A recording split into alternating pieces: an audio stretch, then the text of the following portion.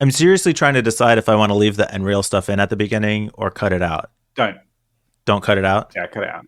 No, Okay. cut it Oh, out. do cut it out. Okay, so Yeah. we're going to jump into the episode at a spot that will make as much sense as possible because we cut out an impromptu spot where Peter wanted to do the episode with his Nreals on. Don't worry about it. We're going to have a cool conversation about working for criminals, basically. Yeah. So think about this. Would you work for a ransomware gang if they paid you 4 times what you're currently getting and you had the same benefits? For sure. Weird. Oh, Yeah, not well, me. Oh. Mike's not sure. Mike's not sure about much in the next few 4 minutes, times? so I would 100% do that.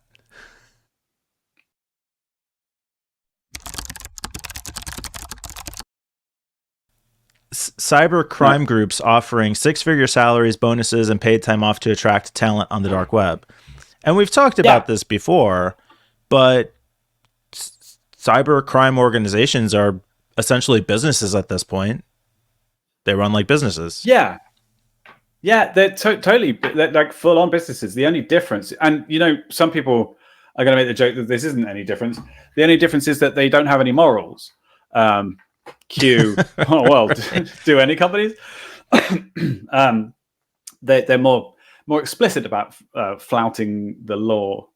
So they have customer support departments, they have developers, they have OKRs and ROI, they have budgets, they have all sorts of things. It's the same as any other business. They're software developers with all the associated trappings. So the story is about, apparently in the course of like 2 years, so from 2020 to 2022, there were 200,000 jobs posted on the dark web. And not all of them were for like illegal roles or working for actual criminals. But like the ones that were still had the same kind of benefits. Some of the salaries were pretty high, but then also some of the salaries weren't any higher than normal jobs. Yeah, one listing said 800 to 1,500 per week, which would basically be like 40,000 to 70,000 a year. But then they had another example. They talked about $100,000 per month in a listing, $20,000 a month in another listing. That's 1.2 million a year. I know, like some top developers get paid that much, and the kind of money that they're making from ransoms is hefty. So what also this week, I didn't tell you about this, but I got some insight into the kind of negotiations that happen between. I knew that there are professional ransom negotiators that do this, especially for like insurance companies. They come in and they negotiate. The malware guys ask for $500,000, and then the company says, we can get together 350,000, and then okay, we'll do 400,000 if you pay within 48 hours or whatever. It's a proper sales negotiation basically, and it was kind of fascinating to see that. Because they want to get paid, right? And that's their revenue stream. Yeah, one thing about the article that kind of stood out, and this can't be. I mean, they kind of make the assertion at the end that people who are unhappy with their jobs, a substantial percentage of employees in the legitimate economy quit their jobs to find similar employment on the dark web. I wonder what a substantial percentage is. I still feel like that's got to be a pretty low number. Yeah. Do you think? We've had a ton of tech layoffs, hundreds of thousands of tech layoffs recently. How many of those programmers, say it's 100,000 tech engineers and programmers that have been laid off, what percentage of those do you imagine would turn to careers on the dark web? 1%, 5%, I don't know, a single digit. 5%, yeah, definitely. 5% probably. That's 1 in 20, so that's probably too high, I would say. That feels way too high. But it depends on, in InfoSec, everybody's got their, all the researchers and analysts who are doing, are active on the dark web. They've all got everything set up. I think just the hurdle of like installing access to Tor and whatever. But once you've got it, it's just another web page, really, isn't it? I mean, slightly more clunky to use. Let me ask you though, Mike, if I offered you twice your salary to work for a criminal for similar. Everything else is pretty much the same. Same job, same hours, same benefits, but twice the salary. Only, and for you personally, you wouldn't be committing any crimes. You're a marketing droid, so you're just kind of like putting the stats together, getting the figures, and crunching the numbers. If you're doing the same personal stuff, liability. No personal liability. Oh, I mean, I don't know how the law works. Like, if you're working for a drug kingpin, but you're doing the books for them, are you liable for it? So two times my salary. Like, could we get closer to like 5 times my salary? Yeah, you're doing the negotiation, right? That's one of my favorite jokes. The guy goes into a bar and he goes up to a woman and says, "Okay, would you sleep with me for $1 million?" And the woman's like, $1 million? I don't know. He's like, "Okay, $10 million. I'll write you a check right now." And she goes, "Oh, all right." And he goes, "Oh, okay, great. Would you sleep with me for $10? And she's like, "What? But you just said $10 million." And he's like, yeah. We've already established that you're a whore. Now we're just negotiating price. So everybody's got a line, right? Everybody's got a limit about how much they will accept. So what's your limit? Yeah, I mean, I guess it depends on how illegal is it. What? There are other factors. I mean, I'm just saying, like, I won't do anything for money. Wow. I mean, I do an awful lot. Yeah, I suppose. I don't know. But like this kind of crime, I mean, you're blackmailing people. There's damage there. Extorting people. What, like ransomware? It's not blackmail. Well, maybe blackmailing, extorting for sure. Ransomware. Yeah. I don't know. I couldn't see doing that. No, I couldn't, because of I've seen too much real world impact with hospital stuff and people actually dying because of it. That's too much. Yeah. I don't mean to sound torn in that either. Like, I definitely would not do it. Yeah. You did seem like you had to think about it. Like, depends on what they're going to pay. I don't know. Well, if you're only going to die, no. 3 times is not enough. 100,000 a month. What about like just stealing money out of people's bank accounts? Fishers. I mean, you're thinking about it, not. right? I think that answers the question right there. Just that pause. All right, I'm not a good guy. Whatever. It's fine. Well, you work in marketing, man. So I mean, we knew that already. I know. You're already close to the line. I mean, to be fair. I've worked for companies that I did not like at all, especially in the. I worked for. Oh God, I'm not going to say it out loud. Actually, I worked for a lot of gambling companies, iGaming companies, and that's actually the industry that kind of really taught me the effects of the executive level and how much their kind of their morals and their ethics and their values, how much they filter down throughout the company. Because when the top level don't give a shit about how much they're ripping people off, nobody else really has to either. There's no kind of expectation at all. Yeah, and I have turned down. Yeah, sorry. I have turned down business when I was in IT. I got called to a pregnancy crisis center before I realized what they actually are. And the fake ones, went out. Yeah. So then I went out and did this. I went out for the site assessment. Once I realized what was actually happening there, I left. But wow. So I have standards. Some standards. Yeah, you still have to think about whether you'd steal money out of people's bank accounts, though. It's a calibration. Like, just because you think about something doesn't. you got to consider everything, right? There was one time. I think I've told you this story before. There was one time where I worked for a company in London somewhere, and they sold those. Premium rate phone lines that you could buy like ringtones and backgrounds for your phone and things like that.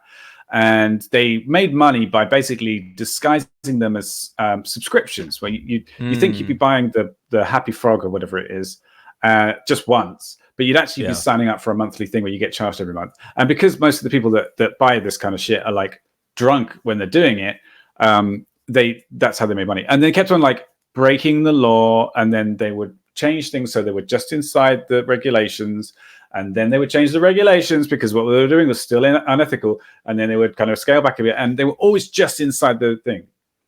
And I remember one time I'd been there a couple of weeks, and I went to someone in HR and I said, are we doing, like, do you ever feel bad criminals? about what we're doing? Yeah, pretty much.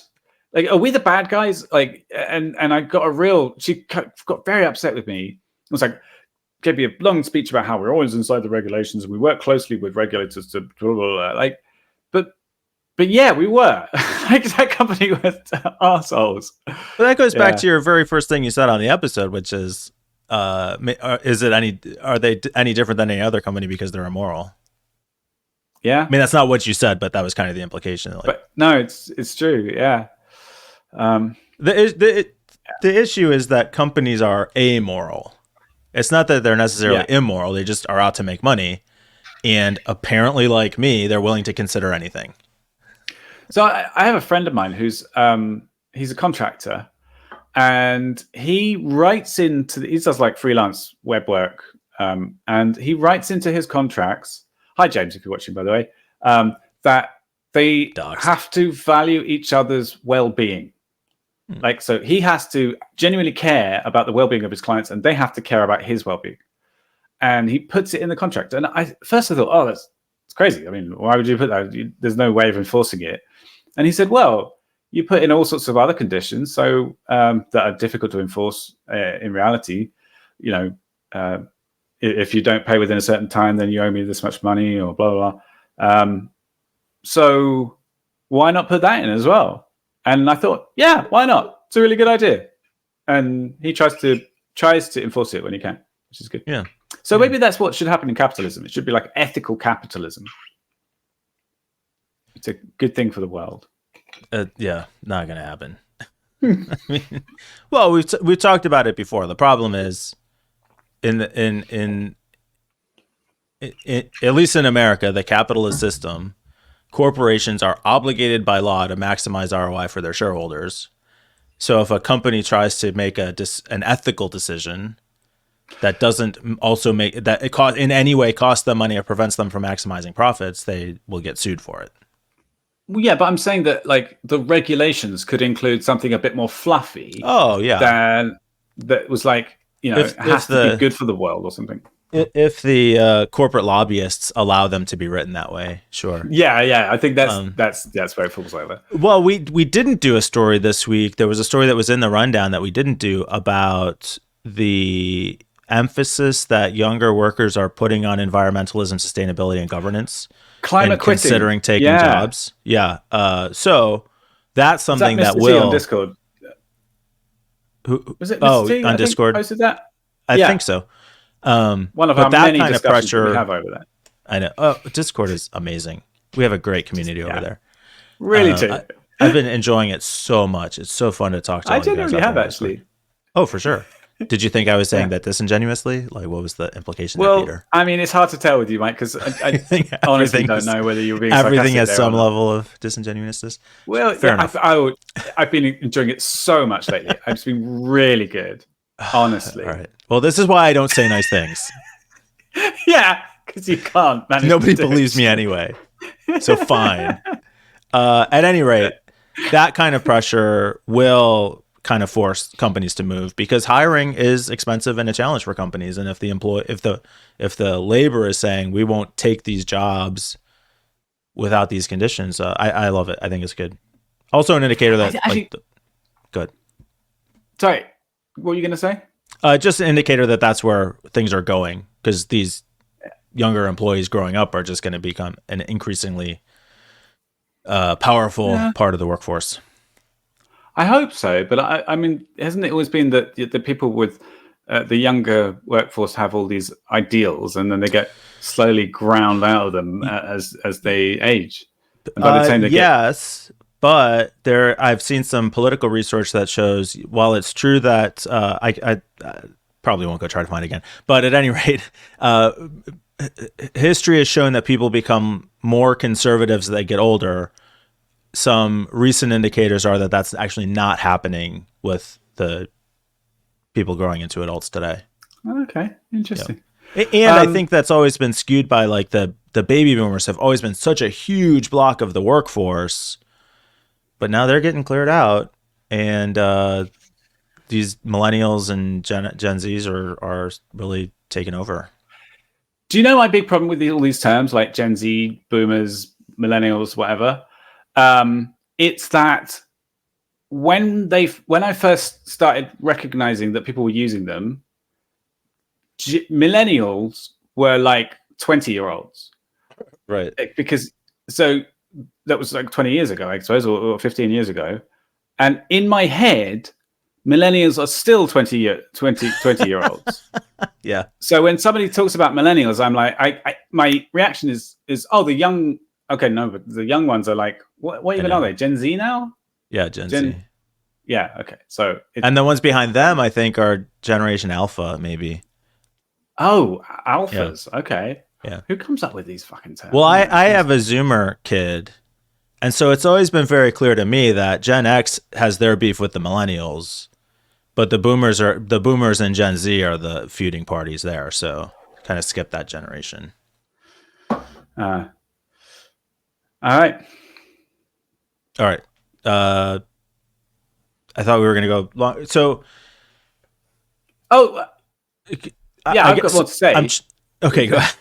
Go on. that was super awkward. The one thing that reminds... Sorry, I thought we were wrapping up, but clearly not. We're still talking. No, I was trying to figure out what to do about that stuff at the beginning. So you started the episode trying to put your end reels on, but then abandoned it. So I was trying to decide if I would edit that out or leave it in. So if you didn't see that part, this won't make any sense to you, but we didn't do that thing that you didn't see us do. And if we did do it, this is just stupid. So at any rate, I'll stop. I was trying to put my reels on, but when I plugged them in, they didn't turn on. So I think it's like the wrong USB-C port or something. I don't know. What was the thing you said? Next time. Yeah, there you go. Yeah. Next time I'm going to see if we can get one episode where I'm just staring at you with dark glasses on. You're going to love it. I can tell. Now I was going to say one thing about getting a job at a criminals company is, and then again, it comes back to what's the difference between them and normal companies, is that they're criminals and they could fuck you over pretty easily and not care at all because they're criminals. But then what's the difference between them? I guess, but I mean, that's kind of been the code of ransomware, right? Like they give you the key if you pay, because if they don't do that, then people stop paying the ransom. Yeah. No, I'm saying as an employee of a crime gang. But knowing that they're running as businesses, they can't fuck people over like that, or else they'll have hiring problems the same as every other business. There's got to be like a glass door for the dark web, right? There's no statutory severance pay. If there's no like any legal requirements that. Oh, I suppose it's America. You guys have like at will working and stuff, which is bonkers, by the way. So. Yeah. Okay. Oh, right. Well, getting pay could maybe be an issue too. If you get a job for $100,000 a month, you got to like launder that money somehow. Or do they like pay you in Bitcoin? No, do they have a tax code? Like, how do you pay your income tax? Yeah, that's interesting. Crazy. All right. Well, good episode. We'll wrap it up there. See everyone tomorrow.